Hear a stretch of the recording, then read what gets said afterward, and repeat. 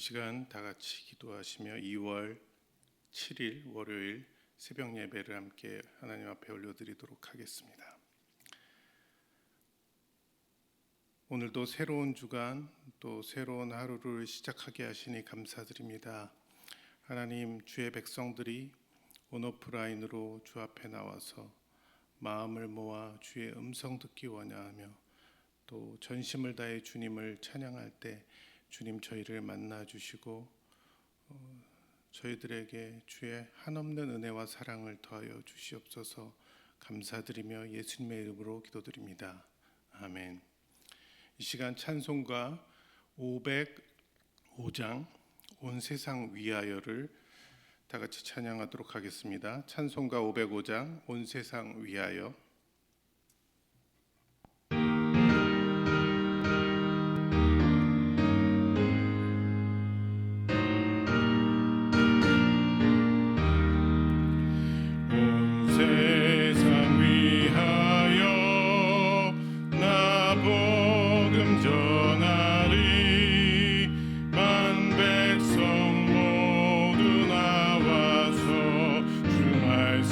들으라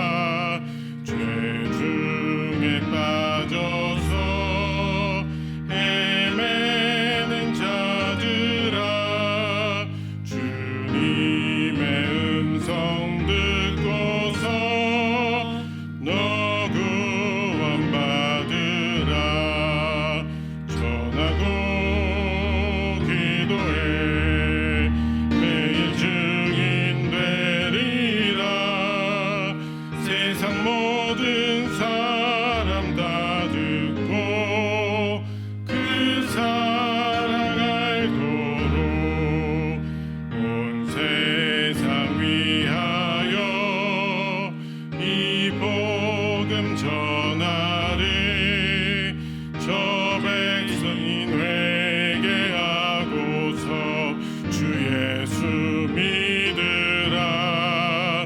이 세상 구하려 주 돌아가신 것 나 증거하지 않으면 그 사랑 모르리.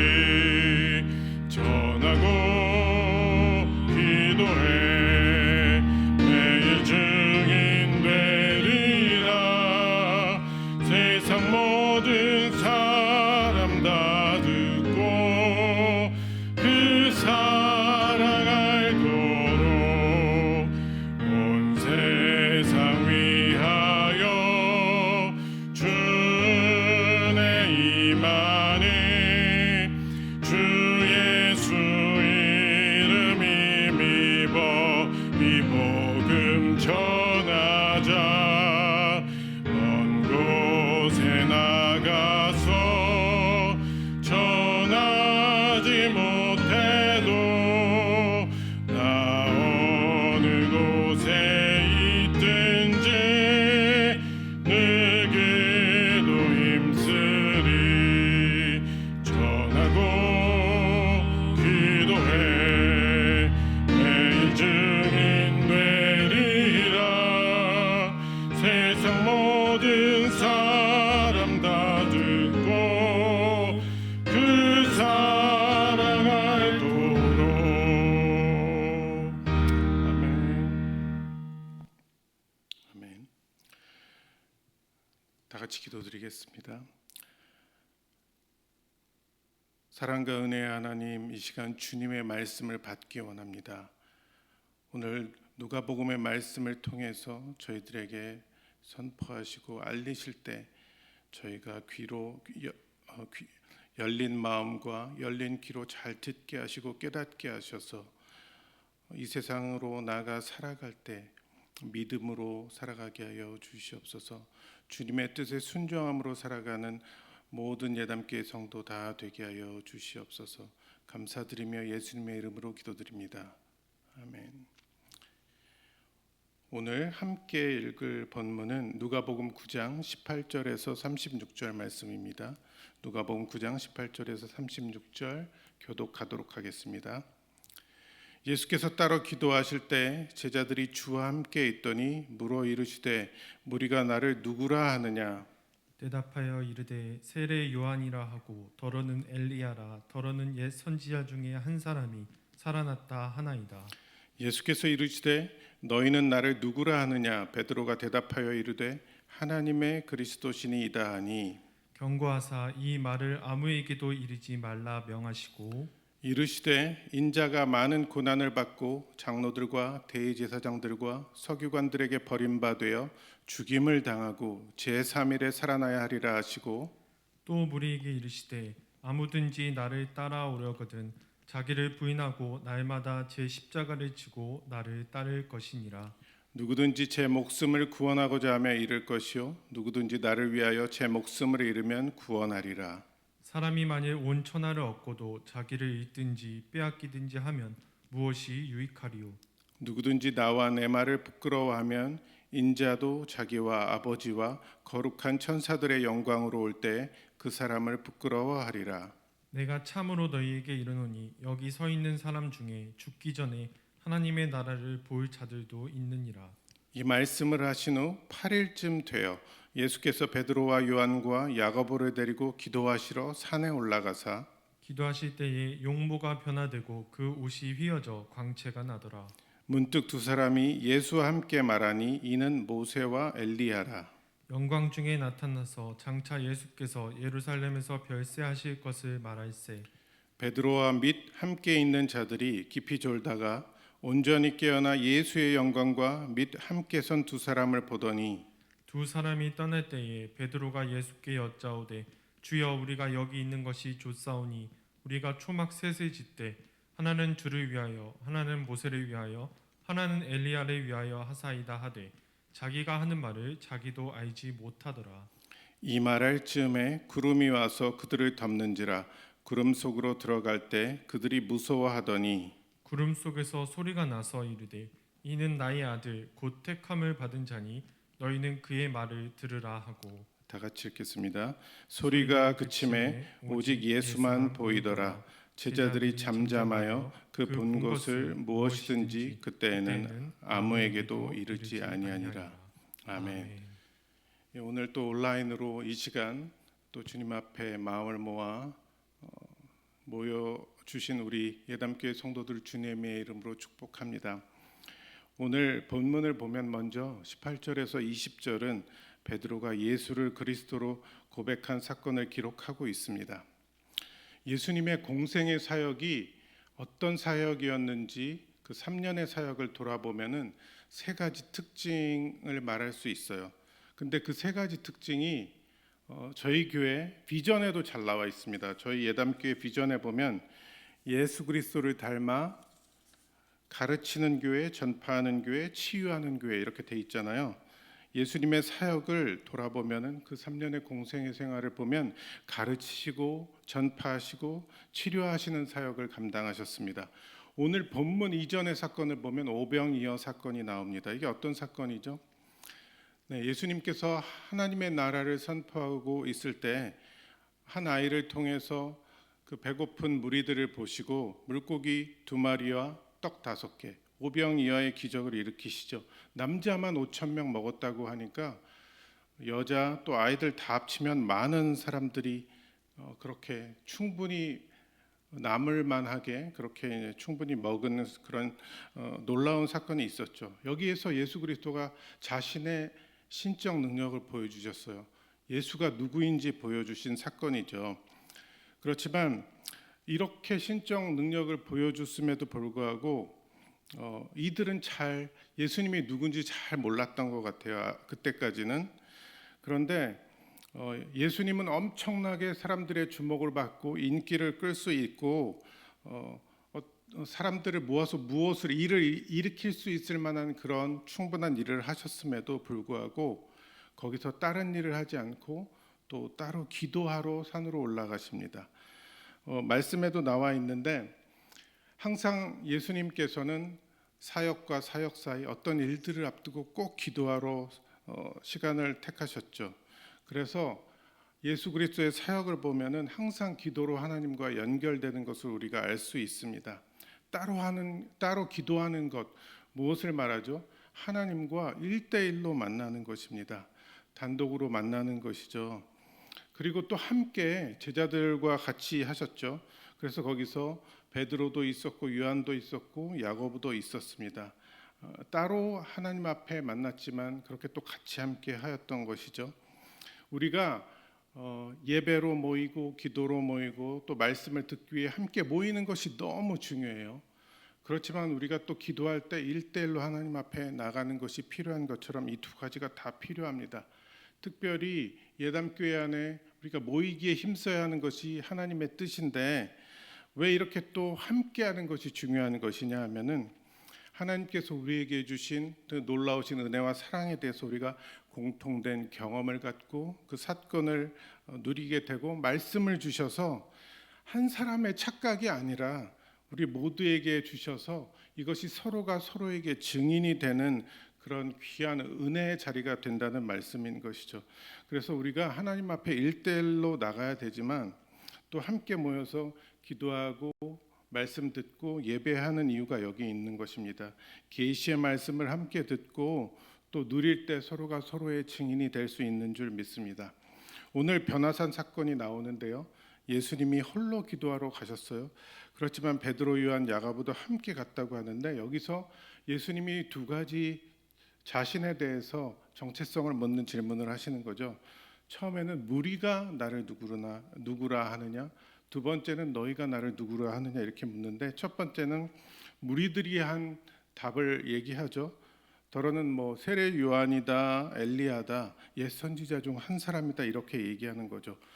이 말씀 그 대답 무리들의 답을 보면은 그 9장 7절에서 14절에 헤롯이 예수님이 누군지 궁금해서 그것을 물었을 때 들었던 답이랑 똑같아요. 예수가 누구인지에 대해서 여기서도 엘리야다, 뭐 옛 선지자 중에 한 사람이다, 모세다, 이런 똑같은 얘기를 한 것이죠. 이 질문과 답을 통해서 우리가 알 수 있는 것이 뭐냐면은 그 당시만 해도 예수님을 좋은 선생님, 뭐 선지자, 예언자 같은 좋은 사람으로 봤지 정말 진짜로 메시아적 존재로는 생각하지 못했다는 것을 우리가 알 수 있습니다. 20절에 제자들에도 강조하신 거죠. 너희는 나를 누구라 하느냐 그랬는데, 수제자로 여겨진 그 베드로가 그렇게 대답하죠. 하나님의 그리스도 신이이다. 하나님의라는 그런 말을 앞에 붙였죠. 예수님이 그냥 보통 존재가 아니라 하나님이 보내신 그 하늘의 존재이고 하나님께서 허락하신 특별한 관계임을 이것을 통해서 우리가 알 수 있어요. 그런데 좀 더 자세히 보면은 마태복음 16장 16절에서 17절에 이런 말씀이 있습니다. 주는 그리스도시요 살아계신 하나님의 아들이시니이다. 이렇게 하면서 예수님이 바요나 시몬아 네가 복이 있도다. 이를 내게 알게 하니는 혈육이 아니요 하늘에 계신 내 아버지시니라. 이렇게 말씀하고 있습니다. 누가복음에서는 구체적으로 얘기하고 있지 않지만 마태복음에서는 베드로를 통해서 예수님의 신분과 정체를 아주 밝히 잘 얘기하고 있습니다. 그런데 이 고백에 대해서 네가 복이 있도다 하시면서 네가 말한 게 맞아, 정말 바른 답이야. 그렇지만 네가 알아서 그렇게 대답할 수 있었던 것이 아니라 하나님이 알게 하셨다고 마태복음에 이렇게 나와 있었던 거죠. 그러나 그분의 신분이 어떤 분인지 정체성이 어떤지를 모든 사람이 알 것 같았던 그런 이적들, 뭐 치유들, 말씀 선포 보냈지만 오히려 그들이 알고 있었고 기대하는 것들은 하나님이 계획하시고 뜻하신 바, 예수님이 생각하신 거랑 완전히 다른 것을 알 수 있습니다. 그 다음에 21절에서 27절 말씀을 보면 예수님의 순환과 부활을 처음 예고하는 일들이 있어요.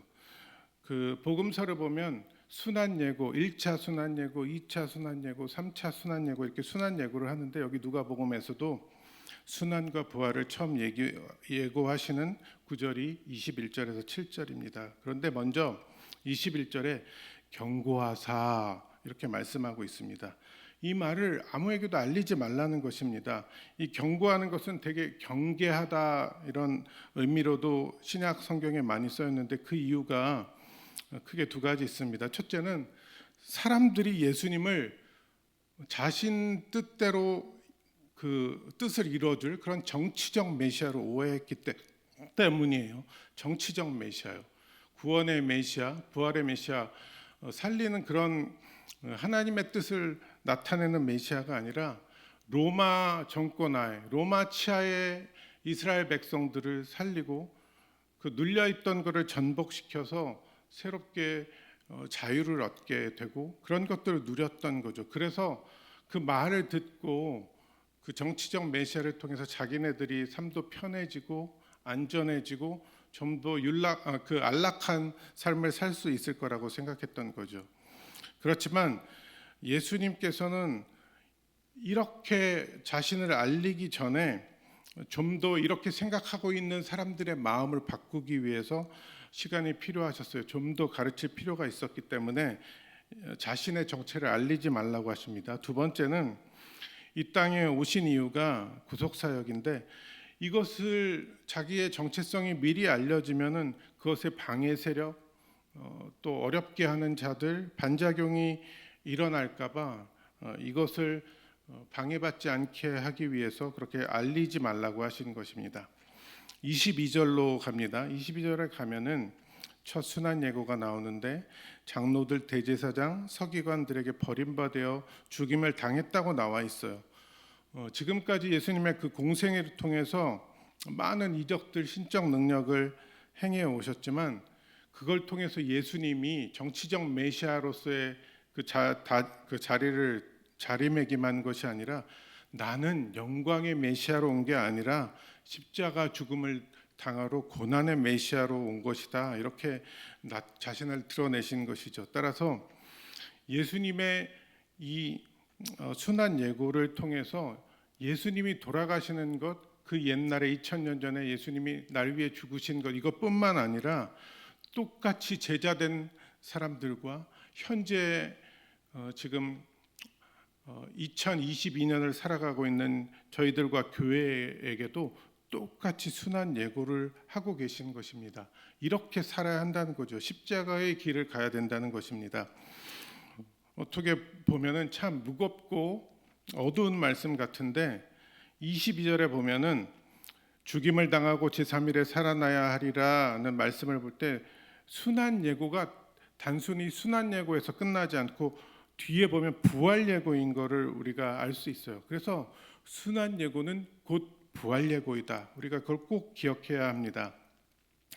23절과 4절을 또 이어서 보면은 성경적 메시아 개념이 어떤지 잘 드러내고 있습니다. 여기서 제자도도 잘 알 수 있죠.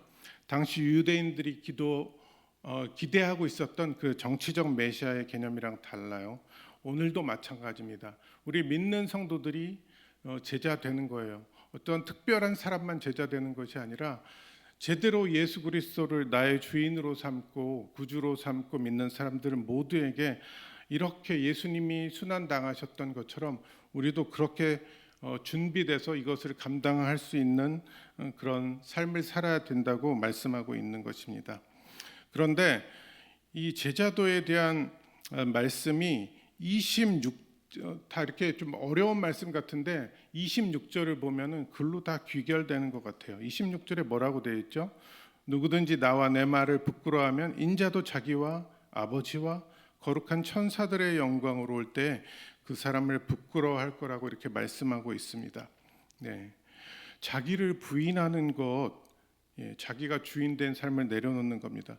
자기 주도적으로 살았던 것을 내려놓는 거예요. 십자가를 진다는 것은 옛사람을 벗어버리는 거예요. 그리고 날마다 죽는다고 여기 표현하고 있습니다. 날마다. 그래서 이게 한 번으로 그치는 게 아니에요. 일회적인 게 아니고 우리가 그 죽어야 하는 것이 날마다 죽어야 하는 것이라고 말씀하고 있어요. 일상적으로 우리가 죽어야 된다는 거예요. 계속적인 자기 포기가 필요하다는 겁니다. 그래서 우리가 십자가 앞에 날마다 죽어야 된다는 게 갈라디아서 2장 20절에 잘 나와 있죠. 이것을 한번 읽어보시기 바랍니다.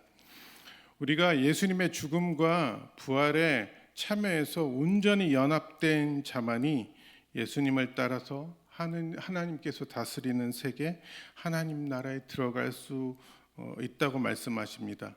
그래서 예수님의 정체성이 예수님을 따르는 사람들의 정체성과 그 삶과 잘 연결되어 있음을 우리가 볼 수 있습니다. 다가올 세계에서 그 사람과 예수님과의 관계가 어떻게 결정되는지 잘 이것을 통해서 알 수 있습니다. 그런데 여기서 자기 부인 또 제 십자가 제 목숨을 구원하고 또 온 천하를 다 얻어도 뭐가 없으면 소용없다고 하는 것이 다 생명과 연관되는 말씀입니다. 성도가 교회에서 성도들끼리 모여 있을 때, 믿는 자들끼리 모여 있을 때 예수님을 부인하거나 예수님을 부끄러워할 일이 없습니다. 그러나 세상에서 또 불신자들 사이에서 믿지 않는 자들과 또 직장에서 나의 위치나 체면이나 목숨이나 안위나 부를 잃을 수도 있는 그런 상황에서 내가 하나님을 부끄러워하면 안 된다고 말씀하시는 거죠. 그래서 그런 상황에서도 하나님을 인정하는 삶을 살아야 된다는 거죠.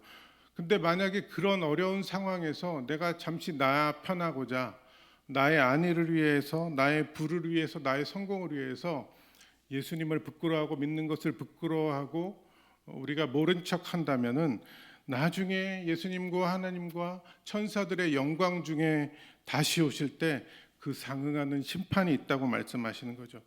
그래서 복음을 부끄러워하지 않는 삶을 사는 저와 여러분이 다 되었으면 하고 주님의 이름으로 축원합니다. 우리가 정말 주님을 자랑스러워하는 인생이 되었으면 좋겠어요. 네. 27절에 보면 또 이런 말씀이 있습니다. 내가 참으로 너에게 이르노니 여기 서 있는 사람 중에 죽기 전에 하나님의 나라를 볼 자도 있느니라. 이게 참 다 아는 말인데 무슨 뜻인지 참 어려운데 죽기 전에 본다고 그랬어요. 근데 이게 어떤 의미냐면 예수님이 십자가에서 죽으시고 사흘 만에 부활하신 다음에 또 오순절날 성령이 강림하시죠. 그래서 교회가 세워지고 모든 사람들이 그 성령 충만하여서 그 뜨거워진 마음으로 복음을 전파하고 교회를 세우고 영적인 차원에서 하나님의 나라가 임하는 것을 경험하게 됩니다. 그래서 그들을 통해서 하나님 나라가 확장되고 하는 것을 다 경험하게 되는 거죠. 이것을 의미하는 그 말로 하신 것이지 이게 진짜로 죽기 전에 그것을 본다고 한 말은 우리가 잘못하면 오해할 수 있는데 우리가 이 뜻을 바로 알아야 됩니다. 오순절 성령 사건을 얘기하는 것입니다. 또 하나님의 나라가 임하는 것이 그것을 영적인 차원의 것을 얘기하는 것입니다. 또 28절에서 36절에 영광스러운 모습으로 변화되는 그 사건이 나옵니다. 변화된 사건을 통해서 우리가 알 수 있는 것은 구약 예언의 성취자가 예수님이시라는 것을 드러내고 있어요. 모세, 엘리야 다 율법의 대표자였고 또 예언을 대표하는 이런 엘리야와 예수님께서 그 변화된 모습으로 같이 말씀을 나누시는 것을 통해서 예수님이 얼마나 중요한 분이신지 또 새 언약의 증인인지 나타내고 있는 것입니다. 오늘 말씀을 통해서 계속해서 볼 때 32절부터 35절에 또 이런 말씀이 있습니다. 베드로가 여기 있는 것이 좋사오니 하고 있어요. 왜냐하면 거기에 제자들과 예수님께서 같이 기도하러 가셨을 때 거기서 이런 환상을 경험하게 되는 거잖아요. 그러니까 얼마나 그 시간이 귀해요. 자기가 말로만 듣던 모세도 있고 엘리야도 있고 그 변모한 예수님도 있고 그러니 거기서 초막새 찍고 살았으면 하는 거죠. 그렇지만 만약에 거기에 족해서 머무른다면은 예수님이 하나님 뜻대로 이 땅에 오셔서 정말 온 인류를 구원하고 십자가에서 죽으시고 부활하시고 승천하실 그 모든 일들을 다 제껴놓게 되는 것이죠. 그것은 곧 고난 없는 영광을 원하는 것이랑 똑같은 거예요. 십자가 없는 영광이 되는 것이죠. 예수님의 별세를 말씀하고 있는 구절이 나오죠. 그렇지만 이 별세가 그냥 단순히 보면은 죽음을 생각할 수 있는데 마치 출애굽 없는 이스라엘의 구원이 없는 것처럼 예수님께서 이 땅에 다 머무시고 계속 있는 것이 좋은 것 같지만 예수님이 이 땅을 떠나시지 않고는 다시 오실 수 없는 것이기 때문에 하나님이 원하시는 것이 아니라는 것을 잘 알 수 있습니다. 그래서 하늘의 음성이 35절에 예수님의 말씀을 들으라 이렇게 선언하고 있는 거예요. 선포하고 있는 거예요. 예수님께서 앞서 하신 말씀을 다 받아들이라는 뜻입니다. 이 별세가 원어로 찾아보면은 엑소더스라는 의미가 있어요. 이게 모세가 이스라엘 백성들을 450년 그 이집트에서 억눌린 삶을 사다가 가나안 땅으로 이렇게 끌어내는 엑소더스 출애굽하는 장면도 우리가 생각할 수 있는데 예수님께서 죽으시고 이 땅을 떠나셔서 하나님께 갔을 때 우리가 다시 하나님의 새로운 백성으로 만들어진다는 것이에요. 그래서 죽음 없는 부활은 없다 하는 것이 오늘 본문의 굉장히 중요한 포인트입니다. 우리의 사사로운 감정이라면은 예수님이 같이 머무는 것만이 편한 시간을 갖는 것만이 좋은 것 같지만 예수님은 십자가를 지셔야 하는 분이신 겁니다. 변화 사건을 통해서 우리에게 주시는 기억할 만한 세 가지 메시지가 있습니다. 첫 번째는 변화산 사건은 예수님의 고난과 죽음, 부활에 대한 예고로 바로 연결된다는 것이에요. 그래서 죽음과 예수님의 그 죽음과 부활이 하나님의 나라를 가져오게 하는 아주 근본적인 사건이 된다는 것입니다. 또 두 번째는 그 변화산 사건이 예수님이 기도하는 중에 일어났다는 것이에요. 기도하는 것, 계시의 말씀이 주어지는 시간입니다. 그것을 확인하는 시간인 거죠. 또 하나님의 인도를 받는 시간입니다. 또 하나님을 경험하는 시간이 된다는 것이죠. 그래서 우리가 미라클 모닝도 하고 미라클 체인도 하고 하려는 것이에요. 기도의 자리를 사모하고 기도의 시간을 통해서 우리가 예수님의 또 하나님의 뜻대로 인도함을 받을 수 있다는 거죠. 또 세 번째로 구약 성경에서 약속된 하나님의 뜻과 계획의 성취임을 말씀하고 있는 게 이 변화산 사건이에요.